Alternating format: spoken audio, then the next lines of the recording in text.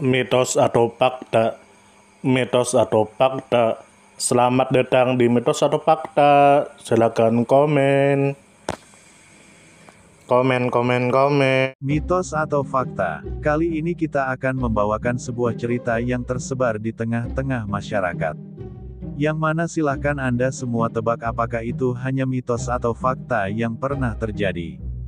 Tentu kita semua tahu bahwa mitos itu adalah cerita yang dipercaya sebagai hasil imajinasi dan kebenarannya tidak dapat dibuktikan. Sedangkan fakta adalah suatu peristiwa atau keadaan yang benar-benar terjadi dan dapat dibuktikan. Fakta dapat diperoleh melalui pengamatan terhadap suatu objek atau peristiwa. Sekarang masuk ke video. Suster ngesot. Tentu saja kemungkinan tidak asing di telinga kita terlebih bagi para orang-orang yang pernah mendengarnya. Lalu disebutkan menurut kabar yang beredar bahwa suster ngesot yaitu hantu yang memakai baju suster dan jalannya sambil ngesot. Dalam sejarahnya tidak ada yang bisa menentukan asal-usul suster ngesot, tetapi ada beberapa informasi dari mulut ke mulut di masyarakat yang kemudian dipercayai sebagai sejarah adanya suster ngesot. Lalu disebutkan menurut kabar yang beredar bahwa hantu suster ngesot dipercayai oleh masyarakat sebab adanya cerita atau sejarahnya. Pertama ceritanya di Rumah Sakit Umum Cipto Mangunkusumo, Jakarta. Sebab di tempat itu ada seorang suster yang meninggal secara tidak wajar. Di suatu malam ada seorang suster yang melaksanakan tugasnya menjaga seorang pesakit. Keadaan malam itu sangat sepi dan hening, tidak ada siapa-siapa yang ada hanya seorang dokter jaga. Ketika suster itu hendak ke ruangan laboratorium, dihalangi oleh dokter jaga itu. Kemudian diperkosa dan dibunuh dengan sadis dan brutal. Kakinya dimutilasi dan dikuburkan di ruangan laboratorium itu. Mitos lain mengenai suster ngesot dari daerah Jawa Barat yaitu di suatu tempat panti jompo ada seorang suster cantik berketurunan Belanda bernama Norah dan dia mempunyai ilmu gaib. Karena kemampuannya itulah dia manfaatkan untuk membunuh semua penghuni yang ada di panti dengan alasan balas dendam pribadi masa lalu. Kemudian kejahatannya diketahui oleh masyarakat, sebagai hukumannya kaki Norah dipukuli warga hingga remuk dan hancur. Dan ada beberapa rumah sakit tua di Indonesia yang dipercayai mempunyai kisah serupa tentang suster ngesot yang akhir kisahnya sama, mempunyai nasib jadi hantu yang jalannya tidak dengan kaki normal tetapi ngesot.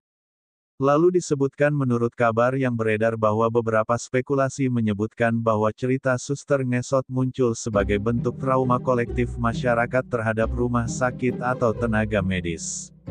Terutama di masa lalu ketika akses layanan medis buruk dan banyak orang meninggal tanpa penjelasan jelas. Sosok suster menyeramkan bisa menjadi simbol ketidakpercayaan terhadap rumah sakit dan kesan dingin dan menyeramkan dari fasilitas medis atau bahkan pengalihan rasa takut dari kegagalan medis menjadi cerita mistis.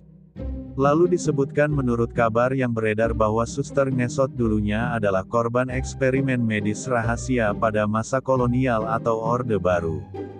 Dalam teori ini sang suster menjadi korban eksperimen obat atau prosedur ilegal yang membuat tubuhnya cacat parah hingga tidak bisa berjalan. Setelah kematiannya yang tidak wajar maka arwahnya gentayangan dan menghantui rumah sakit tempat ia dulu bekerja atau dirawat. Lalu disebutkan menurut kabar yang beredar bahwa suster ngesot dikisahkan sebagai korban kekerasan seksual oleh tokoh berkuasa seperti dokter atau tentara, atau pejabat yang kemudian dibunuh atau dibiarkan mati. Karena tidak ada keadilan untuk korban maka arwahnya dianggap tidak tenang dan menjadi hantu. Teori ini menjadi semacam narasi simbolik untuk ketidakadilan terhadap perempuan terutama dalam sistem yang menindas. Lalu disebutkan menurut kabar yang beredar bahwa suster ngesot yang sering dikaitkan dengan rumah sakit zaman Belanda atau bangunan tua peninggalan kolonial dianggap sebagai simbol bawah sadar dari trauma kolektif masyarakat terhadap penjajahan. Terutama karena banyak fasilitas medis zaman kolonial juga digunakan sebagai tempat penyiksaan atau eksperimen terhadap pribumi. Bagaimana menurut Anda semua? Apakah cerita di atas adalah mitos dan cerita sebelum tidur atau memang fakta? Silahkan tulis di kolom komentar. Note, kami bertanya kepada Anda yang mendengar dan melihat video ini. Gimana menurut Anda semua? Apakah itu mitos atau fakta? Jika mitos, silakan tulis di kolom komentar.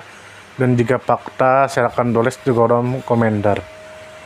Karena kita tahu bahwasanya mitos itu adalah cerita yang dipercaya sebagai hasil imajinasi dan kebenarannya tidak dapat dibuktikan.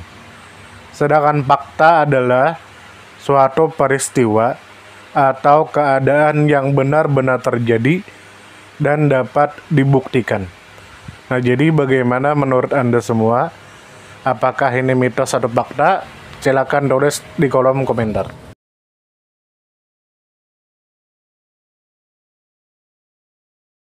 Tidur, tidur, tidur, tidur.